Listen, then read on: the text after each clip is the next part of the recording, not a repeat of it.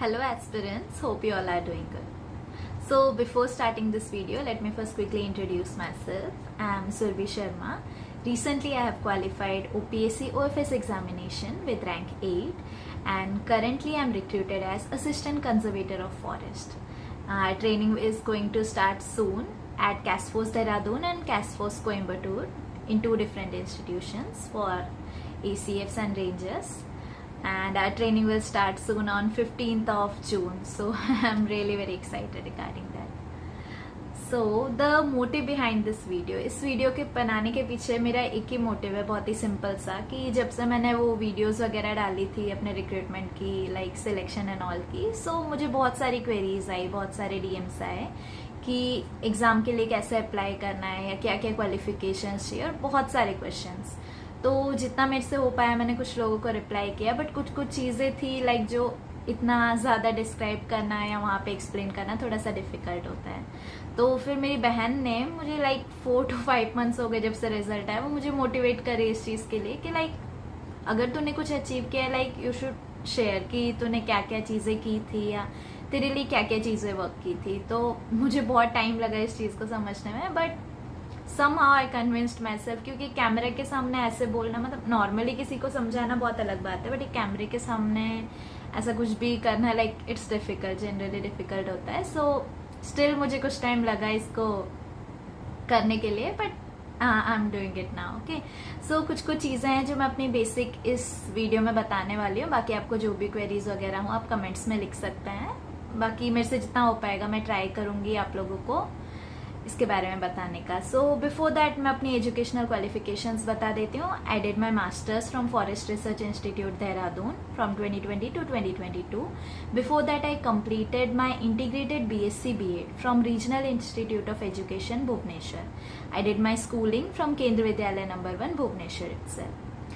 So yes, I was working as a teacher before this job in Odisha Adarsh Vidyalaya. It's a state government institution. So मुझे around 3 years हो गए हैं teaching करते हुए.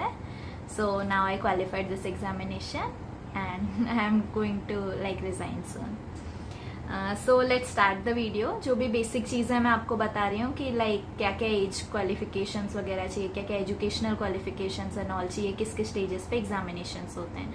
बाकी आपकी जो भी क्वेरीज हो आप नेक्स्ट मुझे कमेंट सेक्शन में लिख दीजिएगा, मैं ट्राई करूँगी नेक्स्ट वीडियोज़ में आपको बताने के लिए. ठीक है, सो ये कंबाइंड एग्जामिनेशंस था. ACF जो ग्रुप A के ऑफिसर्स हैं एंड रेंजर्स जो ग्रुप B के ऑफिसर्स हैं, दोनों के लिए सेम एग्जामिनेशन क्राइटेरिया था. नेक्स्ट टोटल वैकेंसीज यहाँ पे 176 थी. टोटल ACF और रेंजर को मिला के टोटल 176 वैकेंसीज थी, जिसमें से 45 ACF के लिए थी. मैं यहाँ पे आपको स्क्रीन पे यहाँ पे डिस्प्ले हो रहा होगा. 45 ACF के लिए सीट थी, जहाँ पे 15 सीट विमेंस के लिए रिजर्व थी. रेंजर्स के लिए यहाँ पे 131 सीट्स थी, जहाँ पे विमेंस के लिए 43 सीट्स रिजर्व थी. नेक्स्ट बेसिक पे यहाँ पे ACF के लिए आपको मिल जाएगा 56,100 एंड वही रेंजर्स के लिए है 44,900, which is a good salary, like handsome salary.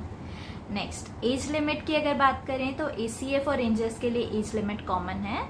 Minimum age limit 21 and maximum is 38. Yes, यहाँ पे एज रिलैक्सेशन भी अवेलेबल है, जो कि SC, ST, SCBC, women, PWD and ESM categories के लिए 5 years का एज रिलैक्सेशन है and PWD with more than 40% disability के लिए 10 years का एज रिलैक्सेशन यहाँ पे आपको मिल जाएगा. Next educational qualification. यहाँ पे कोई ऐसे मैंडेटरी स्पेसिफिक एजुकेशनल क्वालिफिकेशन बिल्कुल नहीं है. आपका ग्रेजुएशन होना चाहिए कोई भी सब्जेक्ट में related to like botany, zoology, geology, chemistry, math, physics, statistics, veterinary, animal husbandry, forestry, agriculture, engineering. इनमें से किसी में भी अगर आपने बैचलर्स किया है एक किसी भी रिनाउंड कॉलेज से, then you are qualified for appearing this examination. Okay, यहाँ पे सिलेक्शन प्रोसीजर की हम लोग बात करते हैं. सिलेक्शन प्रोसीजर की बात करें तो बेस्ट चीज़ इस एग्जाम के बारे में ये है कि यहाँ पे जनरली जैसे UPSC या और भी सिविल सर्विसेज के लिए प्रीलिम्स एग्जामिनेशन होते हैं. यहाँ पे कोई प्रीलिम्स एग्जामिनेशन नहीं है. This is why it becomes like comparatively easier to qualify in this examination. So prelims यहाँ पे नहीं है, डायरेक्ट यहाँ पे मेंस एग्जामिनेशन है first step. Second is the physical test और endurance test and final is the interview. Different different marks के basis पे डिवाइड किया गया है, वो भी मैं आपको एक्सप्लेन करूंगी। पहले हम लोग बात कर लेते हैं ये तीनों प्रोसेस का, ठीक है। प्रीलिम्स क्योंकि यहाँ पे नहीं है, तो जब आप लोग फॉर्म फिलिंग करेंगे तो आप लोग को वहाँ पे अपना प्रेफरेंसेस रखना है कि आप ACF को पहले प्रेफरेंस में रख रहे हैं। अगर आपका सिलेक्शन हुआ तो ACF को पहले प्रेफरेंस में रख रहे हैं, या फिर आप रेंजर को पहले प्रेफरेंस में रख रहे हैं, तो आपको फॉर्म फिलअप के टाइम पे करना होगा। नेक्स्ट, रिटन एग्जामिनेशन में यहाँ पे टोटल 6 पेपर्स होते हैं।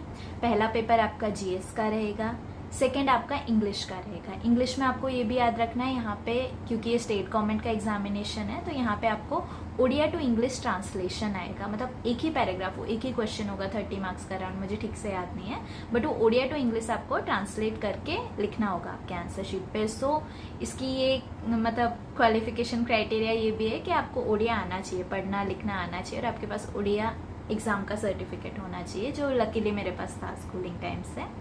नेक्स्ट, रिटन एग्जामिनेशन के बारे में जैसे मैं बता रही थी, फर्स्ट पेपर आपका GS होगा, नेक्स्ट इंग्लिश रहेगा। बाकी 4 पेपर जो रहेंगे वो आपके 2 ऑप्शनल के ईच रहेंगे, ठीक है। आप कोई भी ऑप्शनल ले सकते हैं। नेक्स्ट वीडियो में मैं आपको ये भी बता दूंगी कि कौन कौन से ऑप्शनल बेटर रहते हैं, या कौन कौन से ऑप्शनल आप नहीं ले सकते हैं कंबाइन करके, कंबाइंड वे में। तो वो भी मैं आपको, अगर आपको जानना हो तो आप कमेंट कर दीजिए, मैं नेक्स्ट वीडियो में बता दूंगी। यहाँ पे ऑप्शनल की अगर बात कर रहे हैं तो 2 ऑप्शनल, आप कोई भी 2 ऑप्शनल रख सकते हैं आपके अकॉर्डिंगली। उसके 2 पेपर्स ईच होंगे, paper 1 and paper 2 for both. तो टोटल ऐसे देखें हम लोग 6 पेपर्स आपको अपीयर करने पड़ेंगे, okay.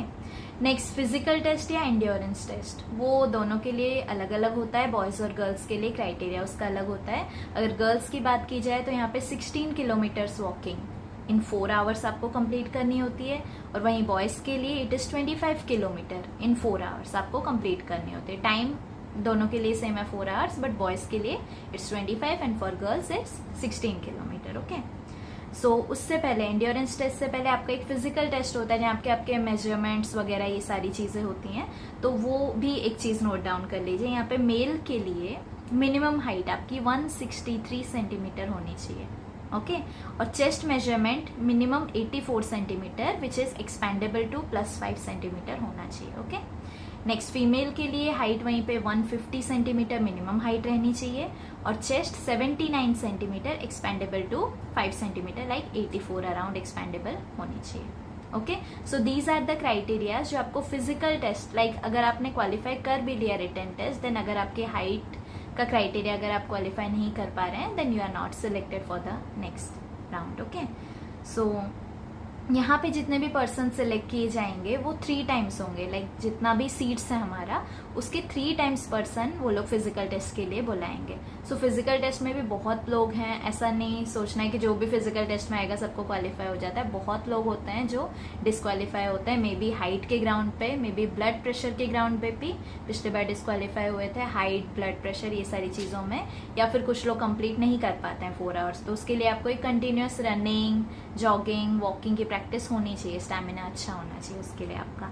Next, third and the final round that is interview, जहाँ पे आपको नॉर्मली जो इंटरव्यू का process UPSC and all same होता है वैसे ही सेम रहेगा। आपको कुछ भी क्वेश्चंस वगैरह जहाँ भी आपसे पूछ सकते हैं। आफ्टर फाइनल सिलेक्शन आपके डॉक्यूमेंट वेरिफिकेशन एंड वो सारी चीज़ें, वो बात की बात है, वो हम नेक्स्ट वीडियोस में डिस्कस कर लेते हैं। नेक्स्ट, यहाँ पे अगर हम लोग मार्क्स की बात करें तो टोटल एग्जाम में हमारे 1600 मार्क्स हैं इंटरव्यू को मिला के।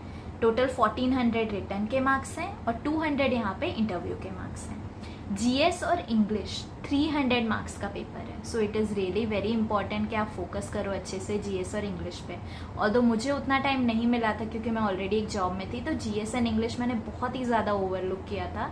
मैंने मेनली प्रिपेयर किया था अपने सब्जेक्ट कंटेंट के ऊपर। सो जीएस और इंग्लिश, लाइक इंग्लिश तो मैं बोलूँ तो मैंने ना के बराबर पढ़ा था, कुछ भी नहीं पढ़ा था, सच बोलूँ तो मुझे टाइम नहीं मिला था। बाकी जीएस के थोड़ा जो भी इंपॉर्टेंट प्रीवियस ईयर क्वेश्चंस थे वो मैंने प्रिपेयर किए थे।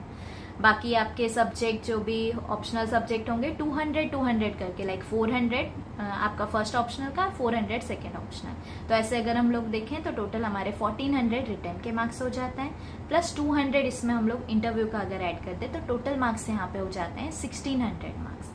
सो उसके बेसिस पे हमारा कट ऑफ डिसाइड होता है, जितने भी बच्चे अपेयर करते हैं उसके बेसिस पे कट ऑफ डिसाइड होता है। अगर आप कट ऑफ को एक्सीड करते हैं then you are selected then वो बाकी का आगे का प्रोसीजर रहता है। ओके, बाकी जो मैंने जैसे कि अदर क्राइटेरियाज बोले कि आपको you must read, write and speak Odia, आपको उड़िया आना चाहिए, और आपने आइदर CBSE का उड़िया एग्जामिनेशन 7th क्लास का या 10th क्लास का या फिर उड़ीसा बोर्ड का एग्जामिनेशन पास करके उसका सर्टिफिकेट आपके पास रहना चाहिए। This is mandatory in this examination.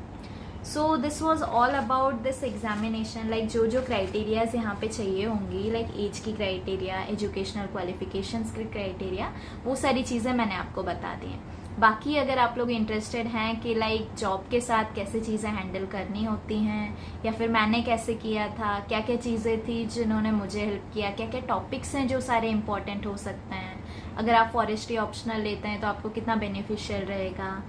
हाँ, अगर मैं बात करूँ तो मेरे ऑप्शनल दोनों थे। First optional was forestry and second was geology. So most लोगों ने मुझसे पूछा कि लाइक मेरा बॉटनी ऑनर्स था BSc के टाइम पे, तो मैंने बॉटनी क्यों प्रेफर नहीं किया। सो लाइक पहली बात तो उतना टाइम नहीं था, बॉटनी का सिलेबस बहुत ज़्यादा ह्यूज है, तो उतना टाइम नहीं था मेरे पास उसको प्रिपेयर करने का। और जितना मैंने सुना था like geology is much mark fetching as compare to that of botany. Like generalize नहीं कर सकते इस चीज़ को, बट मुझे ऐसा लगा था। सो मैंने प्रिपेयर किया था जियोलॉजी फ्रॉम लाइक स्क्रैच। मैंने कभी जियोलॉजी नहीं पढ़ा था, जितना थोड़ा फॉरेस्ट्री में हम लोग को थोड़ा बहुत उसका इंट्रोडक्शन दिया गया था, बस उतना ही पढ़ा था। तो geology was very new for me. So अगर ऐसा नहीं है कि आपने कभी नहीं पढ़ा है तो आप प्रिपेयर नहीं कर सकते, मेरे पास भी वही बहुत कम ड्यूरेशन था, स्टिल आई प्रिपेयर्ड। सो अगर आप लोगों को कुछ भी जानना है उस मैटर में या कुछ भी related, so you can just like comment और DM me. So I try कि मैं नेक्स्ट वीडियोस में उस रिलेटेड कंटेंट लेके आ पाऊँ। बाकी this is the first time I am making the video, so like obviously faults रहे होंगे कहीं पे, so better I try to do it better from the next videos. So तब तक बस यही बोलना चाहूँगी, जिस भी एग्जाम के लिए आप प्रिपेयर कर रहे हैं, ऐसा नहीं है कि मैं आपको सिर्फ गाइड कर सकती हूँ ये OFS एग्जामिनेशन के लिए। बाकी I have qualified various examination like BHU, DU, central university, masters का जो एंट्रेंस हुआ था, FRI का एंट्रेंस एग्जामिनेशन, OAVS का एंट्रेंस एग्जामिनेशन, बहुत सारे एग्जाम, मतलब मैं बेसिक आइडिया तो आपको दे सकती हूँ, या क्या करना चाहिए क्या नहीं करना चाहिए, कैसे पढ़ाई करनी चाहिए, टाइम को अपने कैसे डिवाइड करना चाहिए। तो अगर आप उस रिलेटेड कुछ भी जानना चाहते हैं देन यू कैन DM मी और you can write in the comment section. बाकी पढ़ते रहिए अच्छे से, जो भी एग्जामिनेशंस है, डोंट वरी, डिप्रेस मत होइए, ट्राई करते रहिए, ज़रूर होगा। लाइक मेरे लिए भी डिफ़िकल्ट था, बट इतना बोलना चाहूँगी कि हार नहीं माननी आपको, क्योंकि मैंने भी नहीं मानी थी। और अगर आप हार नहीं मानेंगे then you will definitely get your like dream job, जो भी है। Okay, so keep working hard, keep studying. Thank you, bye.